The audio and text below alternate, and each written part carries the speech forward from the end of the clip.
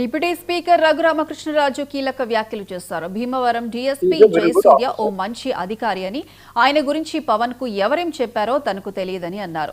గోదావరి జిల్లాలో పేకాట ఆడటం అనేది సహజమన్న ఆయన 13 ముక్కలాట నేరం కాదని వ్యాఖ్యానించారు. కానీ పేకాటపై ప్రభుత్వం ఉక్కుపాదం మోపిందని చెప్పారు. కొంతకాలంగా భీమవరం చుట్టుపక్కల ప్రాంతాల్లో పేకాట లాంటి జూదాలు జరగడం లేదని తెలిపారు. తాను పేకాట ఆడనని సమర్థించనని అన్నారు. నేనైతే అతను మంచి ఆఫీసర్ అని చెప్పి నాకున్న నాలెడ్జ్ దృష్ట్యా, ఎందుకంటే అబ్జర్వ్ చేస్తాను కాబట్టి నాకున్న ఇన్ఫర్మేషన్ ప్రకారం అతను మంచి ఆఫీసర్ అనే నాకున్న రిపోర్టు. వెస్ట్ గోదావరి భీమవరంలో ప్యాక్ ఆడుతున్నారు అంటే ఇప్పుడు ఎలా ఉంటుందంటే ఊపిరి తీసుకుంటున్నట్టే ఉంటుంది. అక్కడ మా జిల్లాలో, గోదావరి జిల్లాలో ఎవరు పడితే ఇంట్లోనే అక్కడ ఆడేస్తూ ఉంటారు. చాలా స్ట్రిక్ట్ గా ఎన్ఫోర్స్మెంట్ అయితే గత 2-3 నెలలుగా జరుగుతుంది.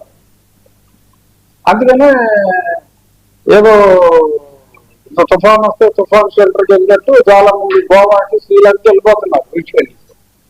ఈ నిజం. బట్ ఖచ్చితంగా ప్యాక్ ఆడుతున్నారు. గవర్నమెంట్ ఉక్కుపాదం మోపింది.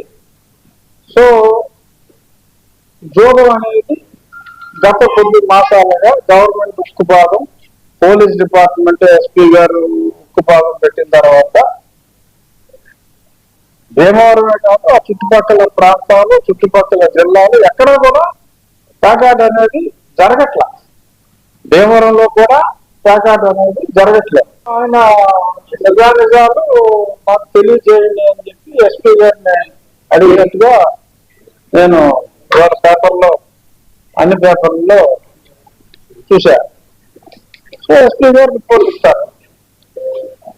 సో ఆయన శాఖే కాకుండా మిగిలిన శాఖలను కూడా పట్టించుకోవడం